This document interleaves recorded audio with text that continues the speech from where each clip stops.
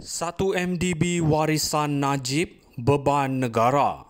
Bila lagi Jolo dan kuncunya akan dibawa ke muka pengadilan.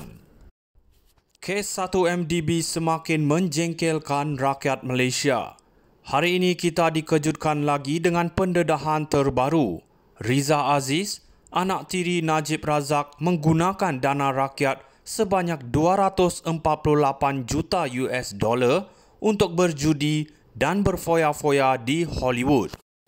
Duit yang sepatutnya digunakan untuk pembangunan negara diseleweng untuk kepentingan peribadi. Ini jelas sekali warisan hitam era Najib, satu skandal yang tak akan dilupakan rakyat Malaysia. Kalau kita lihat, tokoh seperti Anwar Ibrahim sentiasa lantang menentang penyelewengan seperti ini. Beliau bukan sahaja dedahkan skandal ini ketika menjadi ketua pembangkang, malah berjanji untuk mengheret semua yang terlibat ke muka pengadilan. Dan lihatlah sekarang, usaha kerajaan perpaduan di bawah Anwar terus memastikan keadilan ditegakkan. Tapi persoalannya, di manakah Jolo? Kenapa susah sangat nak ditangkap?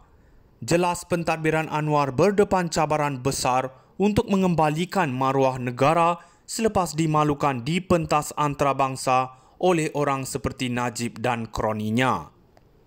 Ini masanya kita sebagai rakyat perlu terus sokong kerajaan yang benar-benar berjuang untuk membersihkan nama Malaysia. Jangan kita lupa, setiap sen yang diselewengkan adalah milik kita, bukan mereka. 1 MDB warisan Najib beban negara. Bila lagi Jolo dan kuncunya akan dibawa ke muka pengadilan. Kes 1 MDB semakin menjengkelkan rakyat Malaysia. Hari ini kita dikejutkan lagi dengan pendedahan terbaru.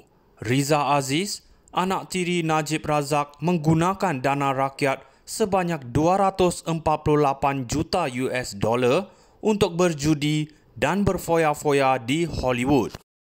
Duit yang sepatutnya digunakan untuk pembangunan negara diseleweng untuk kepentingan peribadi. Ini jelas sekali warisan hitam era Najib, satu skandal yang tak akan dilupakan rakyat Malaysia. Kalau kita lihat, tokoh seperti Anwar Ibrahim sentiasa lantang menentang penyelewengan seperti ini. Beliau bukan sahaja dedahkan skandal ini ketika menjadi ketua pembangkang, malah berjanji untuk mengheret semua yang terlibat ke muka pengadilan. Dan lihatlah sekarang, usaha kerajaan perpaduan di bawah Anwar terus memastikan keadilan ditegakkan. Tapi persoalannya, di manakah Jolo? Kenapa susah sangat nak ditangkap? Jelas pentadbiran Anwar berdepan cabaran besar untuk mengembalikan maruah negara selepas dimalukan di pentas antarabangsa oleh orang seperti Najib dan kroninya. Ini masanya kita sebagai rakyat perlu terus sokong kerajaan yang benar-benar berjuang untuk membersihkan nama Malaysia. Jangan kita lupa, setiap sen yang diselewengkan adalah milik kita, bukan mereka. 1 MDB warisan Najib beban negara.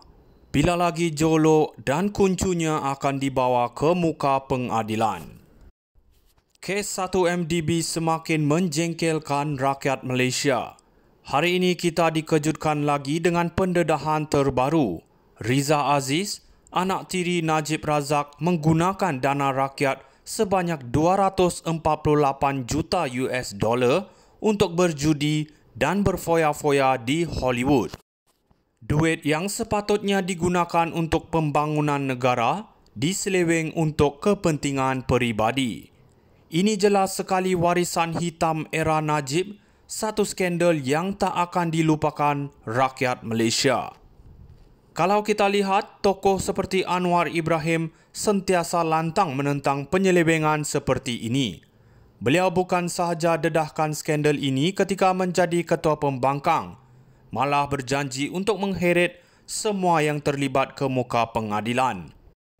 Dan lihatlah sekarang, usaha kerajaan perpaduan di bawah Anwar terus memastikan keadilan ditegakkan. Tapi persoalannya, di manakah Jolo? kenapa susah sangat nak ditangkap?